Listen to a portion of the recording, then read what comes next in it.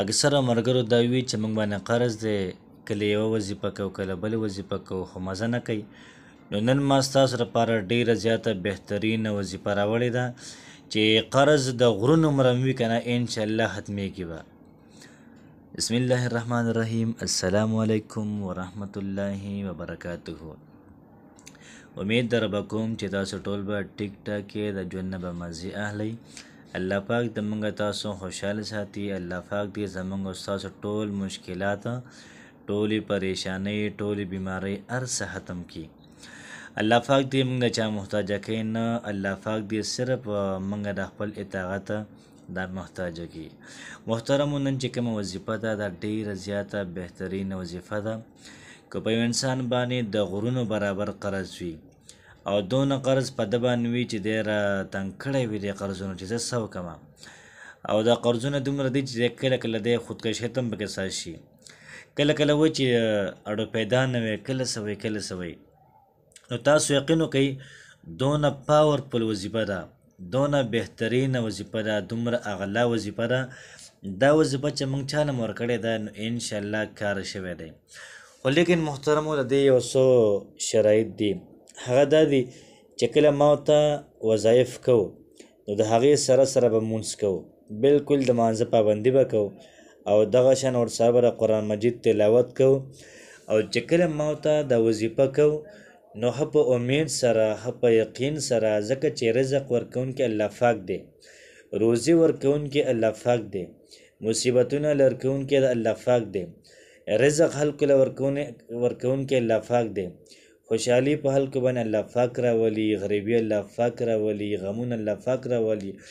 دغه شان د تمام جهان خوشحالي الله پاک انسان ته ورکوي.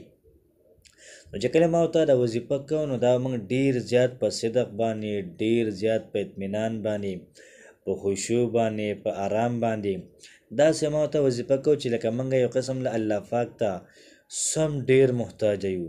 که تاسو خیال کړئ یو سړی وي او د چا نه حاجت وي نو څونه ډېر خواري مو سره کوي، زاري مو ته کوي او ډېر زیات کارونه مو له کوي، منتونه مو له کوي.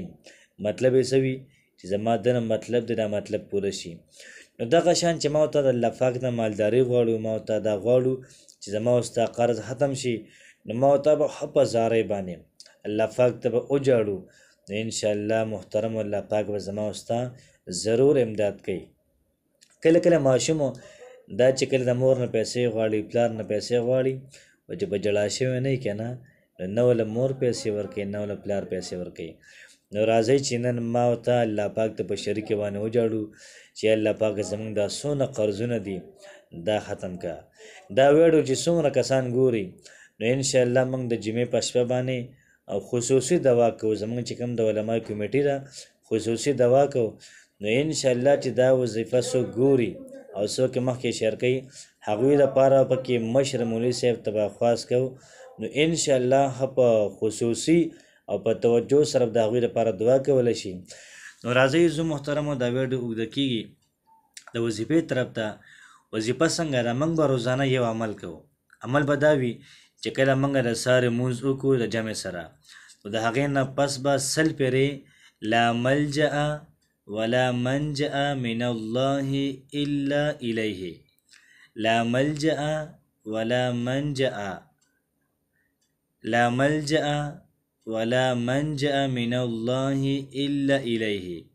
نو چې کوم بنده دا وظیفه کوي نو چې څونه کارونه نه کېږي انشاءالله العزیز الله پاک به ټول کارونه هم کوي، الله پاک به ټول قرضونه دا ادا کړي. دغه شانته د الله پاک به د داسې طرفه د انسان ته رزق ورکړي او د داسې طرف نه به د انسان قرضونه ختم کړي چې انسان به ورته حیران نه وي. السلام علیکم ورحمت الله وبرکاته.